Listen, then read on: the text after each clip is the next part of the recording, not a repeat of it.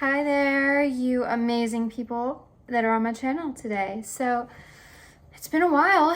It seems as though I always try to make a video and then I just don't, and then yeah.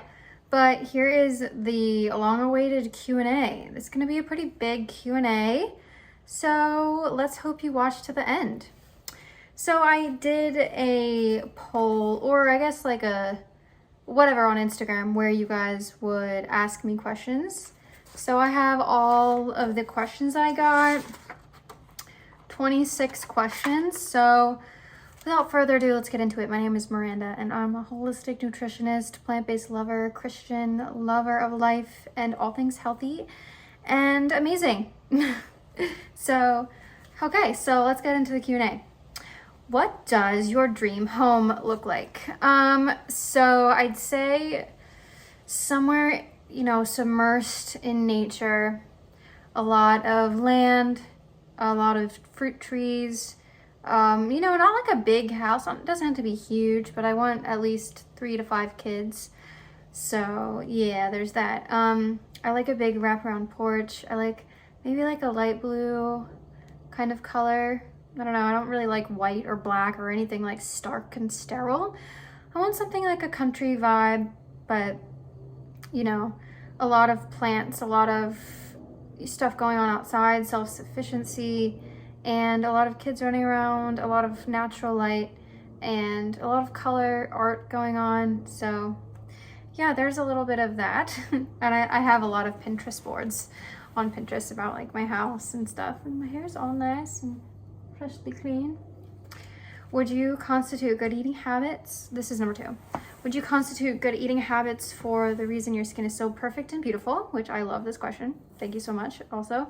Absolutely. I would say about 80% of your diet or 80% of your skincare can be your diet, right? A lot of hydrating foods, a lot of foods high in antioxidants, anthocyanins, resveratrol, a lot of glucose, helps your skin be bouncy and stay youthful. I also love to drink herbal tea. I love hibiscus. It's the drink with the most antioxidants, so it helps you stay young, it helps you stay youthful and live a long, happy, healthy life. And obviously a lot of fruit, a lot of fiber that is can better your digestion, which has a major impact on your skin as well. Your elimination system, your liver is connected to your skin, your kidneys and your lymphatic system. So definitely focus on skincare from within, right? And I do love skincare on the outside as well. So I think that might be one of my questions. Number 3 is what is your opinion on whey protein powder for fitness? I obviously don't support consuming anything from an animal, so whey protein powder is off the list. And it's just like, it's not good for your digestion. It's not good for longevity. It's not good for energy. It's really not good for anything but killing mommy and baby cows, okay? And plant-based protein powder, I personally don't recommend unless you're underweight and you need to gain a lot of weight. It just doesn't do much. It's just excess amino acids that your kidney has to filter through, and it can just lead to issues. And if you really, really want it, go ahead and do it, right? But I'm not gonna recommend it. I used to have it and my skin wasn't so good. My energy wasn't so good. And yeah, I was like gaining muscle, but I don't know, it's just like kind of unnatural to me personally. So I prefer eating whole plant foods. And I guess if you have like powdered things that are just one ingredient, but it's still like a high concentration of said amino acid. So I personally don't recommend it. If I were to do anything like that, I use like almond powder or ground almond or flax or just like pumpkin seeds or chia seeds, something more of that whole food that has the fiber included, that has, the hydration and even. So, or peanut powder, just like peanut flour, really, like just one ingredient. So I know you can get pea protein powder. It's called the naked pea protein powder. And I think that's probably the best one that you could probably get. But I just don't recommend protein powder. It's just a marketing scam. You don't need excess protein. Your body does not need excess protein. All right, so number 4 is, what is your opinion on recreational marijuana?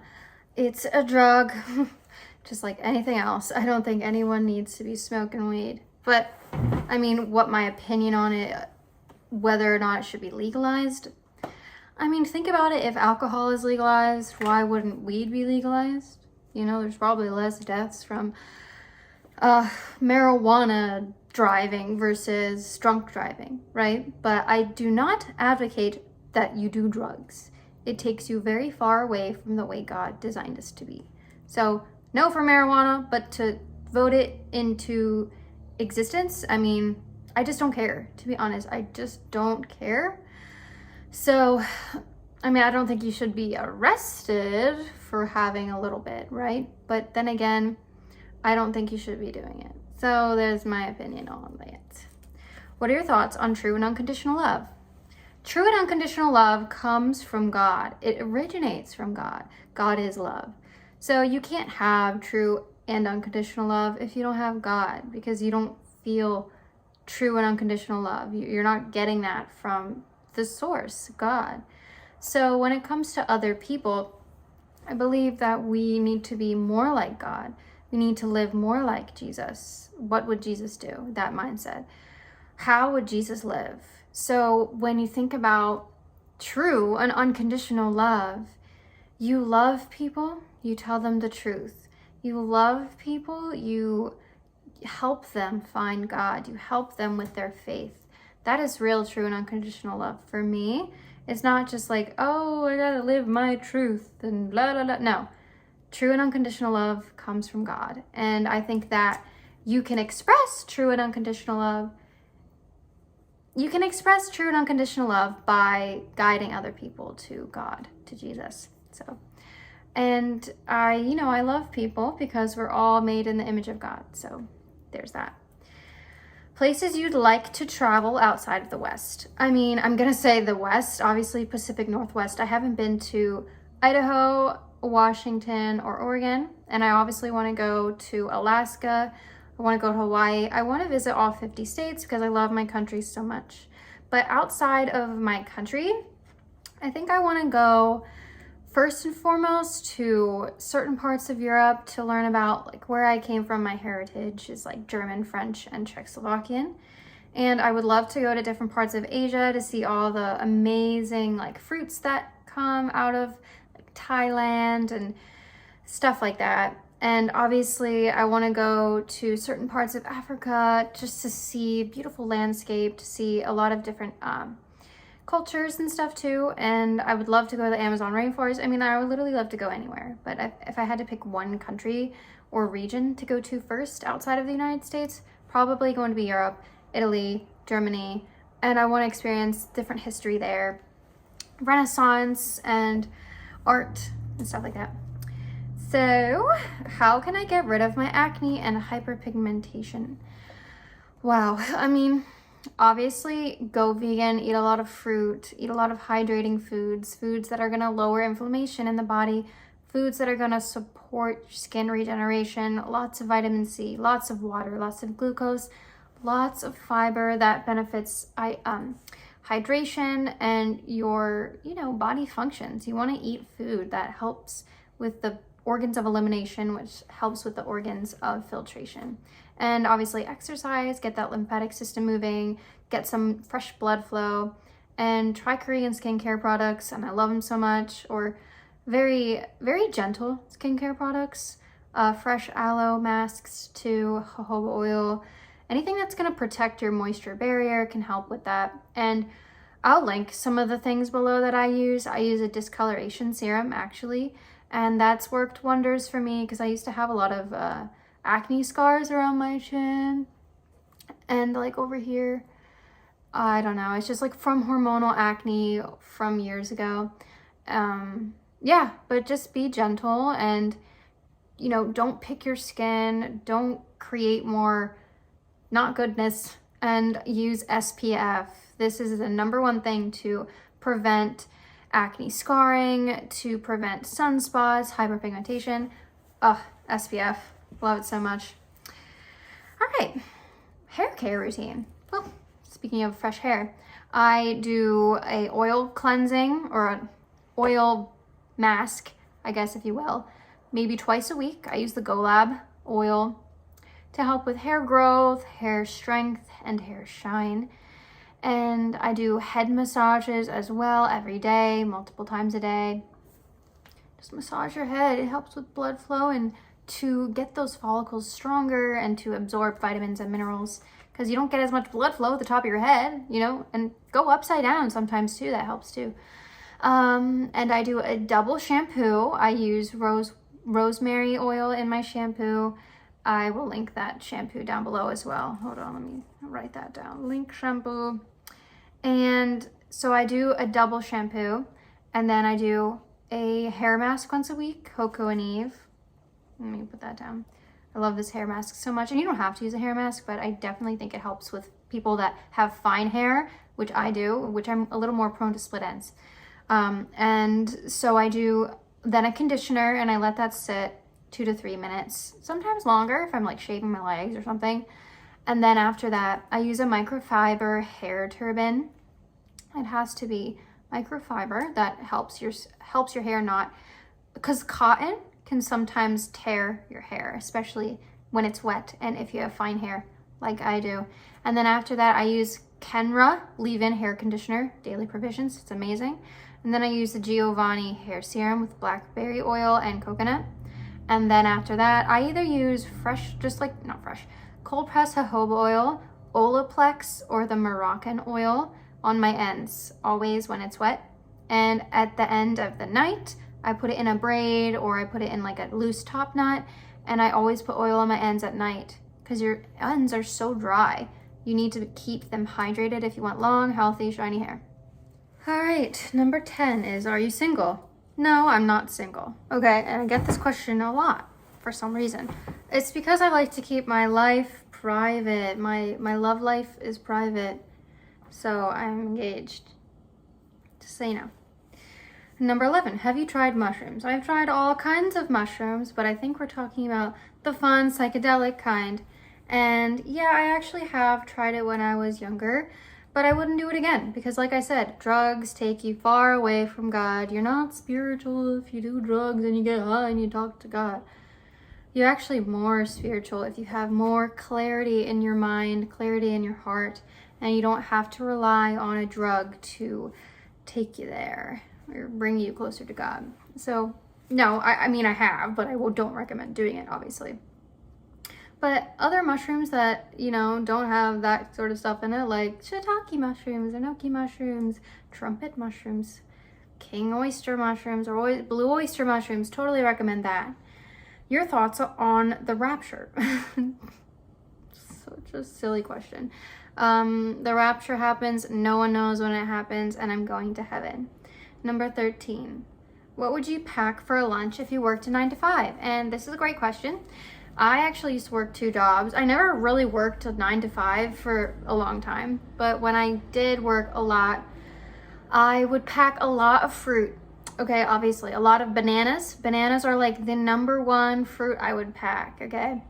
A lot of dried fruit, dates, dried figs, dried apricots. I'd bring like coconut water, or I'd make a smoothie for breakfast and bring that along. Yeah, and you can always do some sort of low-fat, high-carb thing like oatmeal or something like that, but I recommend mostly fruit, obviously, during the day. You can also maybe pair that with like a big salad, but then again, we're not herbivores, we're frugivores, so we need a lot of carbohydrates. So I just bring a lot of fruit, you know, apples, oranges, clementines, kiwis, cut up some mango and make a fruit salad, bring some dates and grapes and bananas and pineapple. Like, just load up on the fruit, just prepare ahead of time, and you won't have to worry about eating less optimal options. Number 14, how will you raise your kids? I mean, I'm gonna raise them to be Christian, to be vegan, and to be self-aware, and to, you know, be empathetic, be logical, be smart, and I'm gonna homeschool them. They're not going to public school to get indoctrinated, okay? So, I mean, I went to public school, but I was indoctrinated. So I don't want that for my children, right? We want our children to live a better life than we did, right? We want to have generational health for them, generational wealth for them. So yes, they're gonna eat the way I eat. They're gonna live the way I live, because that's how being a parent works. I mean, most of the time, you wanna instill good values in your children. You wanna instill good practices, good manners, right? We want that. And I want them to learn about God, learn about what's on their plate, learn about the effect on their life and to others' lives, and to not limit them, to help them do the things that I had trouble doing when I was younger, right? And I had a pretty good childhood. It's not like I had a terrible childhood. I just want to make the best for my kids. And, you know, I don't want any screen time for them, you know, until they can afford their own phone. They're not going to have a phone. So I think the way that you raise your kids is a direct reflection of how you are, of course, right? And we want the good stuff. We only want the good stuff for the kids. How to start detoxing on the frugivore path or nutrient absorption. I mean, I don't really recommend a detox. I mean, if you're going to do any sort of cleanse or detox, do a smoothie cleanse, because you want that fiber, you want that glucose, you want that nourishment, okay? We don't want to starve our gut microbiome. Of course, we're going to want to kind of filter out the bad stuff when we're trying to live a new life, when we're trying to do new things, or incorporate better foods, and obviously eat in alignment for our frugivore body, right? We want that. We don't need to go on juice cleanses. We don't need to do water fasts. We don't need to do anything. This is deprivation. We don't want deprivation, because that creates a negative outlook on health, a negative mindset. We want an abundance mindset, not a restrictive mindset. So I don't recommend any sort of detoxes or cleanses. Maybe go on a smoothie cleanse, right? That's about the only thing I can recommend. And nutrient absorption will get better, because you'll be feeding your gut microbiome good bacteria and eating up the bad bacteria, creating a good environment for nutrient absorption. That's number 15. So let's keep going. So number 16 is iron on a vegan diet. I've never once worried about iron. So unless you're consuming a lot of iron inhibitors, which is what caffeine is, things high in acidity. If you have a high acidic diet, definitely won't be good at iron absorption. So don't drink coffee, don't drink energy drinks, don't drink caffeine, right? A little bit of green tea here and there won't be so bad, right? But iron, just eat a lot of nuts, seeds, and legumes if you're low.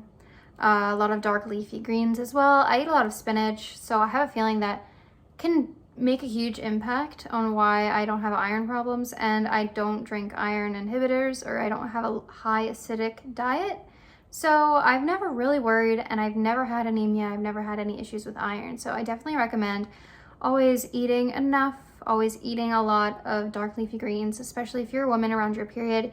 Eat a lot of dark leafy greens, and just dark greens in general, like avocado, kale, spinach, even like green beans and cruciferous veggies like broccoli. So, you know, a lot of chia seeds, pumpkin seeds, legumes, chickpeas, tofu, tempeh, that sort of thing if you are a vegan that has low iron. Yeah, and obviously a lot of fruit. So fruits are just so high in vitamins and minerals, okay? And it will help with the absorption of iron as well. And coconut water is good for electrolytes, which helps with iron absorption and other stuff too. So number 17 is what made you transition to a veganism? So I went vegan in 2017, all for the animals. I was vegetarian for about 3.5 years before I went vegan. So I was led to believe, I guess for my own, kind of swaying my own desires to eat cheese and stuff. To be honest, I'm not consuming animal parts, like I'm not eating the meat, so I'm not hurting animals. But when you learn more about the animal industry, dairy is terrible. Chicken, eggs, when you eat eggs, you're consuming not only a lot of terrible things for your health, but you are supporting a cruel and unnecessary industry. And I never ate a lot of eggs or anything to begin with, so I was almost vegan. I just ate cheese and stuff, and I didn't really worry about gelatin and like other stuff like that. But now I'm a hardcore vegan for the animals. I will always be vegan for the animals. I think the way you stay vegan is to be vegan for the animals, because that's what it's about solely. It's a belief system, it's not a diet. But you know, secondly, I'm vegan obviously because it's how we're supposed to live. It's how we're designed to live as frugivores. So we're compassionate and empathetic creatures at heart, and we don't want to hurt animals. So that's why I'm vegan. But I'm vegan for all the reasons to stay vegan for life. What is your life purpose and how did you find it? Definitely through God, always through God. Number one, God. Before that, I was just lost and confused and just kind of depressed and like going about my life and not really caring, living for myself. And, you know, God created us to create, you know, create goodness, create love, and create more disciples, create abundance for each other, and, you know, to be fruitful and to have children. I always knew that I wanted to have kids, and it's like my life purpose is basically to be a mom and to disciple my children. Like that's literally the most important thing to me.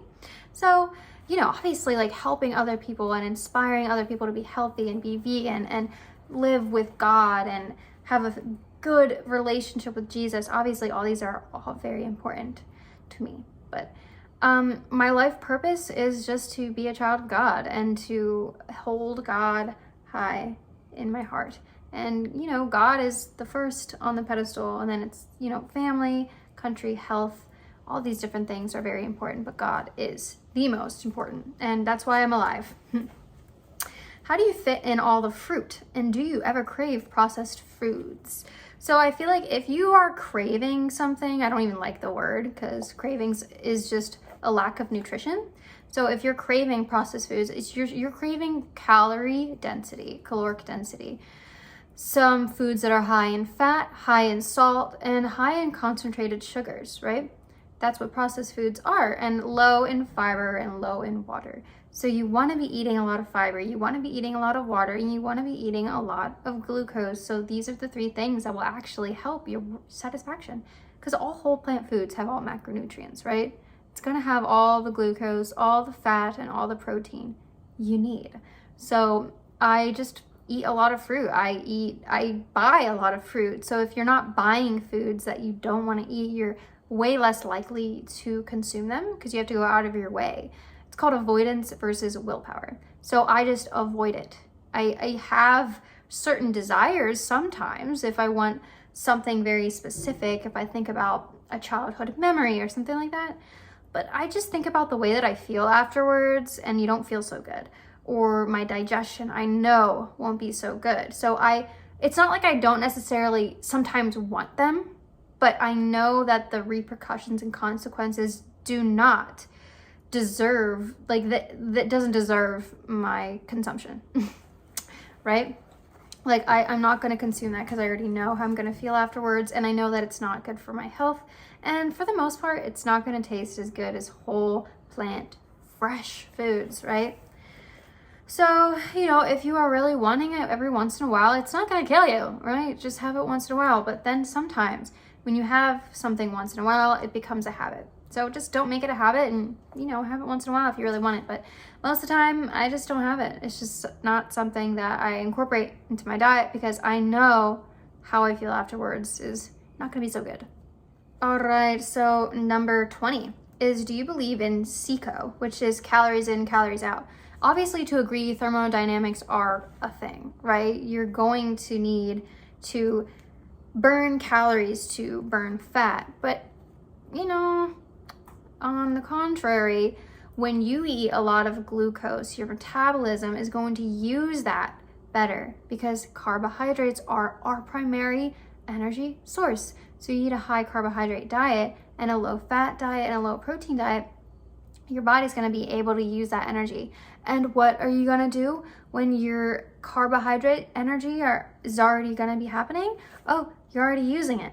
And now what? It's going to use that fat as energy primarily after you are already used up your carbohydrate energy. So that's why I can stay a healthy weight, and I literally never think about calories, guys. Like, only when I'm making what I eat in a day videos to show you that you can get enough, I don't think about that. I already trust and I know that this is God's design for us, and I already know I don't have to worry about that. So you don't have to eat in a calorie deficit to lose weight. You just don't. Just eat more carbs and exercise more. And then your BMR is going to be solid, and you already know what you need. So just eat slightly above that. Not slightly above it, but like eat above that so you have enough energy to not only fuel your body, but to thrive, right? You want to have energy. You want to have good digestion. You want to be able to work out. You don't want to be, oh my gosh, I'm on this keto diet and I feel like crap. Obviously, you're not getting a lot of energy. Then your body's eating itself in a ketogenic state. You want to use a lot of carbohydrates, and your metabolism will work better, be healthier. You'll have better hormone production. You will have better signals to the brain and to the body. The vagus nerve will work better. It's about abundance, guys. You don't have to do the calorie deficits. You don't. That's a short-term solution. I think about longevity. I think about long-term solutions, not short-term, okay? So in a short-term solution, calories in, calories out will work, obviously, but that wreaks havoc on your body.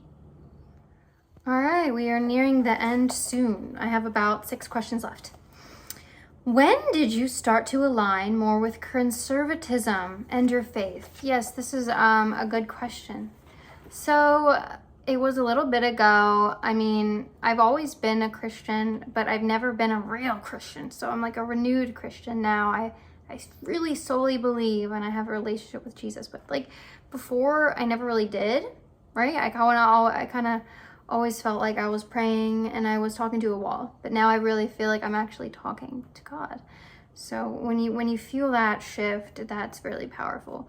And when it comes to politics, when it comes to conservatism, I believe that whatever I need to vote for that will align with my faith, will align with my views and my morals. And it just so happens that most of the conservative viewpoint is what I believe. I believe in America first. You know, we need to do the borders, we need to uphold law, we need to protect innocent lives, right? That's just what I believe. And I think that a little bit of that came from me being called out once when I was talking about, oh, I'm vegan for the animals, but I'm pro-choice. And then I was called a hypocrite, which brought me conviction, which brought me closer to God. And, you know, it's history. So I just started going to church. My mom invited me, and I just started aligning more with a lot of things, and I become more passionate, and I have a very solid foundation. Because if you don't have a very solid foundation, you're not going to have solid values and believe in traditional American values. And I do believe in most traditional American values, you know, to preserve our rights, to preserve our right to bear arms, to preserve our right to freedom of speech, you know, freedom. God gives you freedom. Jesus gives you freedom, and I believe we need to preserve our freedom the best that we can, right? All right, how did you come to your faith? That's kind of a similar question to this, I guess, but one day, I felt the presence of God so strongly when I was in a very dark, dark place, and I felt his presence. I felt this overwhelming sense of joy and peace. And ever since then, I've felt elated to talk about God, talk about Jesus, and I'm so happy that I'm starting to do it now, because I always felt like I needed to compartmentalize myself, but not anymore. I'm a whole human being. You know, I'm a Christian. I'm a vegan, you know, I'm a conservative for the most part, right? I don't like to put labels on things, but I guess when it comes to aligning and finding community, you kind of need labels, right? It doesn't always have to be a bad thing. A lot of people like, oh, I don't need labels. I feel like sometimes labeling yourself brings you closer to people with similar values, right? But yeah, just one day I just felt this overwhelming just sense of, I know that I'm not alone, and God is with me wherever I go, whatever I'm doing, and everything he does is for me, not against me, right?